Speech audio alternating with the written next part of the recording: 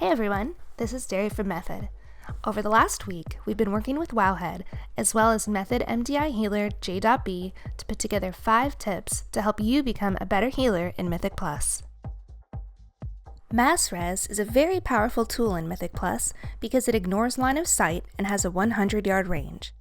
While Mass Res is obviously useful to pick the group back up after an unintended wipe, intentional wipes can be a very efficient way to skip annoying trash or dangerous trash in dungeons. The goal is for the healer to advance to a safe spot beyond the trash you'd like to skip, and then have the rest of the group die within range so the healer can res everyone at the healer's location.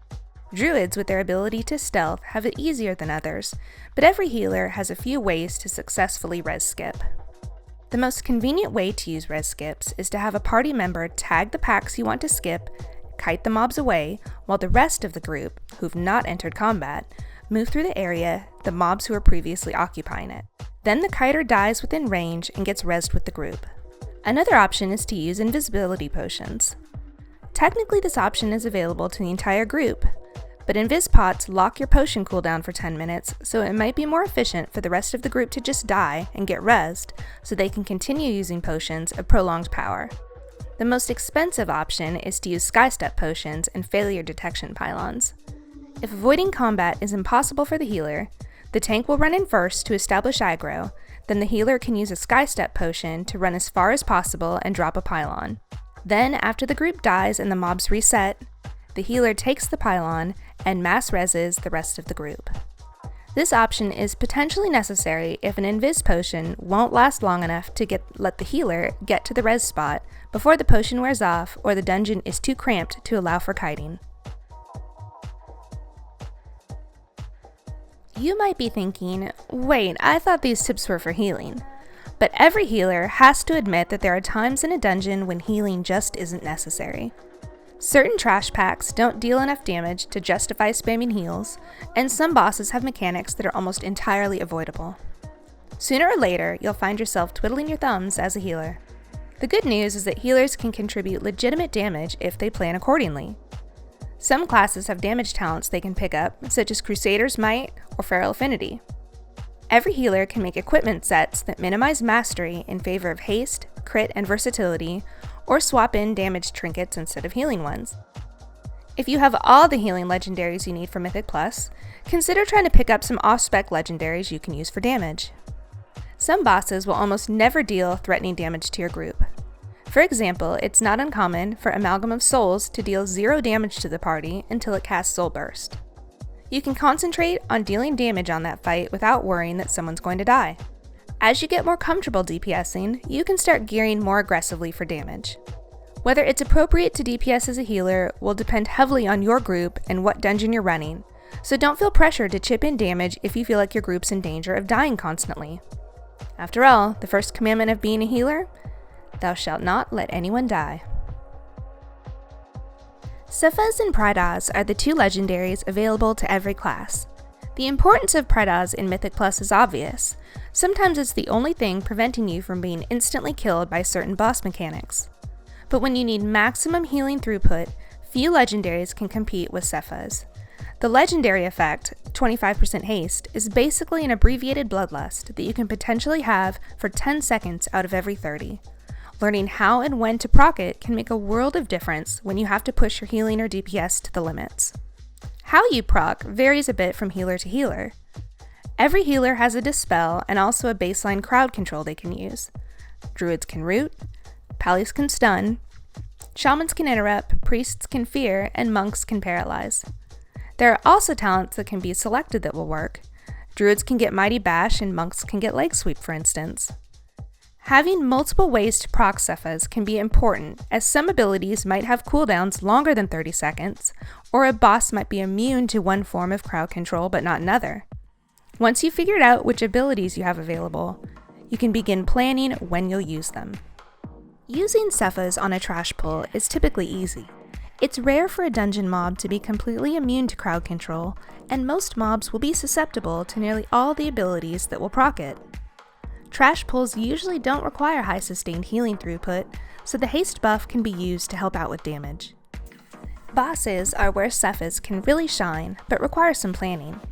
Some boss encounters won't present opportunities to get procs, and some boss encounters won't have a way to proc consistently or when you actually want it. Heimdall in Halls of Valor is an example of a boss where no opportunities exist to proc Cephas. You can't interrupt him, there's nothing to dispel, there's no nearby trash, and he's immune to crowd control. Shade of Xavius in Darkheart Thicket will occasionally cast a debuff on party members, but the timing is random, so your Cephas proc might be completely wasted. On the other hand, some bosses allow you to proc Cephas at will. A couple good examples are Dressaron in Darkheart Thicket and Advisor Melandris in Court of Stars. The eggs in Dressaron's room spawn adds when stepped on, so you have a limitless supply of whelplings that can be crowd controlled whenever you want. This is a great fight to use Cephas as a healer because Downdraft lines up almost perfectly with the Cephas cooldown. Melandris has whirlwinds that spawn periodically in his room and stay up until soaked. If one of your party members intentionally steps into the whirlwind, you can dispel them instantly and proc your Cephas as you please. Finally, some bosses aren't ideal Cephas candidates, but are close to trash mobs that are. A popular tactic for King Deepbeard is to use the snail that spawns in his room to proc Cephas. The snail moves at glacial speeds, so you don't have to spend much time worrying about it. Party healing priority is very important. One of the first things a healer needs to do in any situation is determine which members of the party are going to need the most healing. Particularly in any boss encounter with heavy AoE damage, some party members will need more help keeping themselves alive than others. Raiding has conditioned most healers to worry about the tank's health above all others, but Mythic Plus tends to turn the tables, and often the tank is the person least likely to die in a boss fight. Several tank classes have exceptional self-healing in Legion, and require very little help from a healer to survive.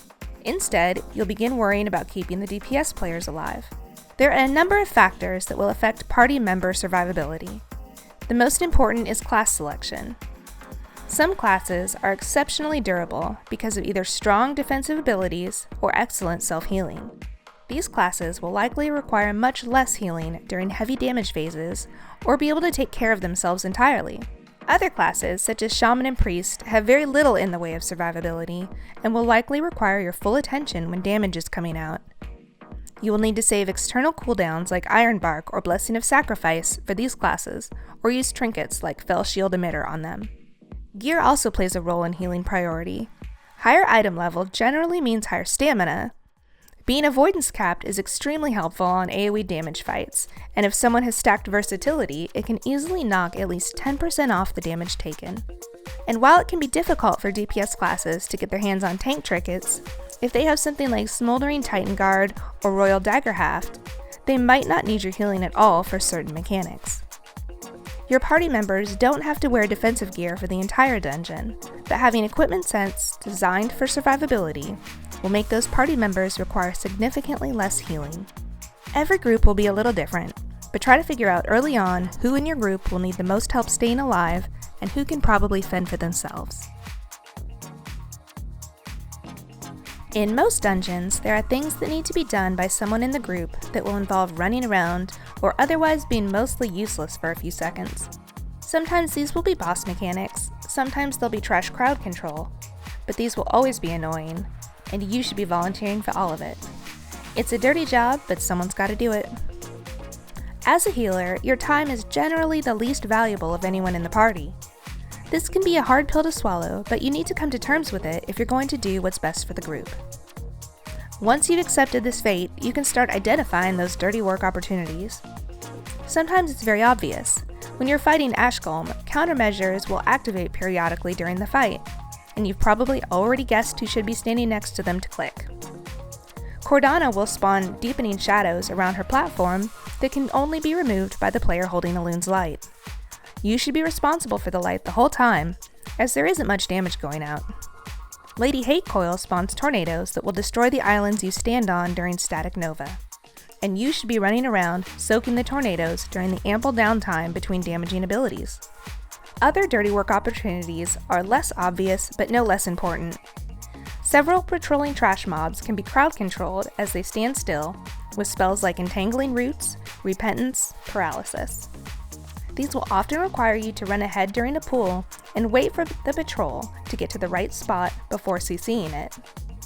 This is fairly common in dungeons like Court of Stars, where patrols exist all around the map.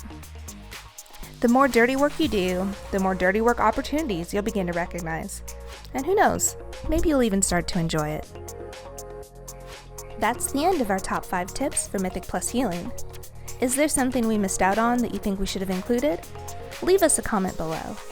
If you enjoyed the video, if you feel like you learned something, please smash that like button and of course subscribe to never miss out on any of our content.